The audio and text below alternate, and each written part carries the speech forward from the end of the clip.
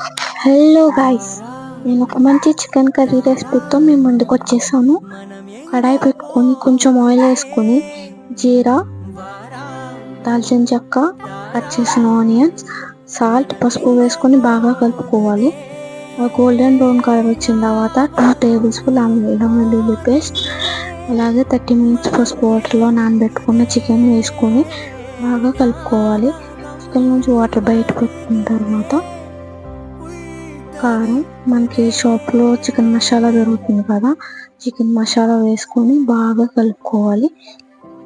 కొంచెం కరివేపాకు వేసుకొని తర్వాత కొన్ని వాటర్ వేసుకొని బాగా మగ్గనివ్వాలి. బాగా మగ్గిన తర్వాత ఆయిల్ పైకి తేలే వరకు ఉంచాలి. అంతే, మన టేస్టీ చికెన్ కర్రీ చూడండి రెడీ అయిపోయింది. టేస్ట్ చాలా బాగుంటుంది, మీరు కూడా ట్రై చేయండి.